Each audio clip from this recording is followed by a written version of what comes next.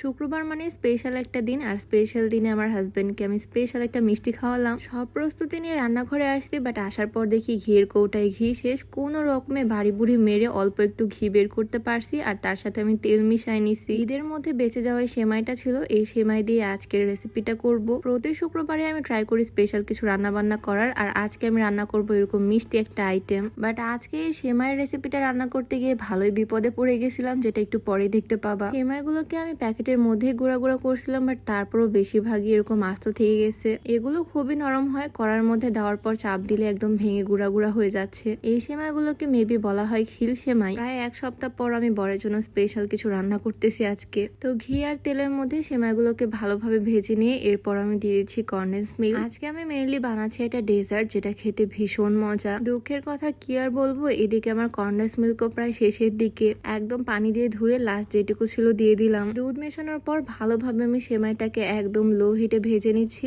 একদম এরকম যখন ব্রাউন কালার হয়ে আসবে তখন আমি করব নেক্সট স্টেপটা। ছোট ছোট সাইজের 5টা কাপ নিয়ে নিছি আমি, আর এই কাপের মধ্যে করে আজকে মেইন ডেজার্টটা আমি বানাবো। আমি এখানে র্যাপিং পলি যেগুলো আছে, এই র্যাপিং পলিগুলো ইউজ করতেছি, কাপের মধ্যে দিয়ে দিলাম। তোমরা চাইলে পলিথিন কেটে ইউজ করতে পারো বা তেল মাখিয়ে নিতে পারো, তাহলেও হবে। তো এর মধ্যে আমি সামান্য পরিমাণে সেমাইগুলো দিয়ে দিলাম, আর তারপরে চেপে চেপে চামচ দিয়ে একদম শেপ করে নিয়েছি। আসলে আমার মেইন মিস্টেকটা হয়েছে এখানে, আমি সেমাইয়ের পরিমাণটা খুব অল্প দিয়ে ফেলছি, আর একটু মোটা করে দিতে হতো। আর রেডি হওয়ার পর এটাকে ফ্রিজে রেখে দিতে হতো, বাট আমি ফ্রিজে রাখিনি, এটাই ছিল মেইন মিস্টেক। যাই হোক, দেন এখানে আমি গরুর দুধ নিয়ে নিলাম কাস্টার্ড বানানোর জন্য, আর এটাকে ভালোভাবে জাল করে এর মধ্যে দিয়ে দিলাম চিনি। আর তোমরা যারা ওজন কমাতে চাও, তোমরা চাইলে হার্বাল স্লিম টিটা ট্রাই করতে পারো, যেটা সম্পূর্ণ অর্গানিক উপায়ে তৈরি, খুব সহজে শরীরের অতিরিক্ত মেদ চর্বি কমাবে। আর এটা সম্পূর্ণ প্রাকৃতিক উপাদান দিয়ে তৈরি হয়, এটাতে কিন্তু কোনো রকমের সাইড এফেক্ট নাই। আর এটা শরীরে ওজন কমানোর পাশাপাশি গ্যাস্ট্রিকের সমস্যাও দূর করবে। তো এই স্লিমিং হার্বাল টিটা তোমরা পেয়ে যাচ্ছ beauty by Lim Facebook page থেকে। তাদের হোয়াটসঅ্যাপ নাম্বারটা আমার স্ক্রিনে দেওয়া থাকবে, চাইলে তাদের পেজের সাথে বা হোয়াটসঅ্যাপে যোগাযোগ করে এই প্রোডাক্টটা পারচেস করে ফেলতে পারো। যাই হোক, এখানে আমি দুধ চিনি ভালোভাবে জাল করে নিছি, আর অল্প একটু দুধ নিয়ে নিলাম একটা বাটির মধ্যে।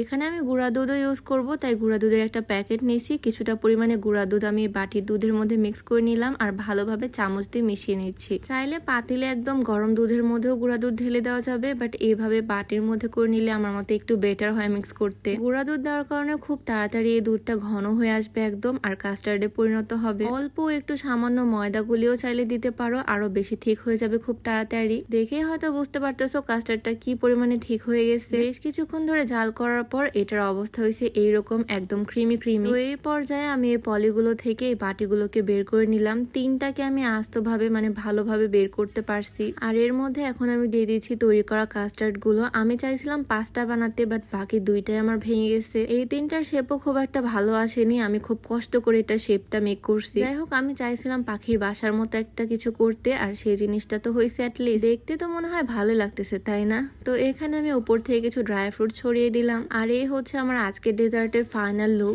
এইটা একটু সাবধানে করলে, মানে ফ্রিজে রাখলে মনে হয় আরো একটু শক্ত হতো। আমি 2টা কাপের সেমাই অলরেডি এইভাবে নষ্ট করছি। দেখি এটাকে দিয়ে কিছু করা যায় কিনা, খাবার তো আর ওয়েস্ট করা যাবে না। এদিকে কিছুক্ষণ পর দেখি এই পাখির বাসাগুলোর অবস্থাও ঠিক এইরকম, মানে এক একটা একদম ভেটকাই গেছে। আমি চাই না আমার ভিডিও দেখে কেউ খাবার বানাক আর সেই খাবারগুলো খাওয়া যাবে না এমন হোক। আমার খাবার ভালো হলে আমি সেটা শেয়ার করব, খারাপ হলে সেটাও শেয়ার করব। তো এখান থেকে আমি একটা কাপ নিয়ে গেলাম আমার হাজবেন্ডের কাছে, ওর রিয়াকশনটা দেখার জন্য। ওর জন্য আমি যখনই নতুন কিছু বানাই ও তো ভীষণ খুশি হয়, আর ও যখন খেলো, খাওয়ার পর ওর রিয়াকশনটা দেখে তো মনে হলো বেশ ভালোই হয়েছে এটার টেস্ট। ও তো পুরাটাই আমার কাছ থেকে নিয়ে নিয়েছে, সবই নাকি খাবে, ওর কাছে ভীষণ ভালো লাগছে এটার টেস্ট। পরে যদিও আমিও টেস্ট করে দেখছি, আমার কাছেও টেস্টটা ভালো লাগছে, বাট মেইন প্রবলেম হয়েছে এটা শেপের কারণে। যদি ডেকোরেট করে সুন্দর এরকম শেপ করতে হয় তাহলে আরেকটু এফোর্ট দিতে হবে। যাই হোক, বিষয় না, যার জন্য বানাইছি সে খেয়ে তো অনেক প্রশংসা করছে, তার কাছে অনেক ভালো লাগছে এটার টেস্ট, সে তো একদম চেটে পুটে খাচ্ছে। তোমরা বাসায় বানালে অবশ্যই খেয়াল রাখবা, আর আমার মতো মিস্টেক অ্যাটলিস্ট করবা না, বাট টেস্টের দিক থেকে এটা বেস্ট। তো আজকের ভিডিওটা তোমাদের কাছে কেমন লাগলো অবশ্যই কমেন্টে জানিও। দেখা হচ্ছে নতুন কোনো ভিডিওতে। সবাইকে আল্লাহ হাফেজ।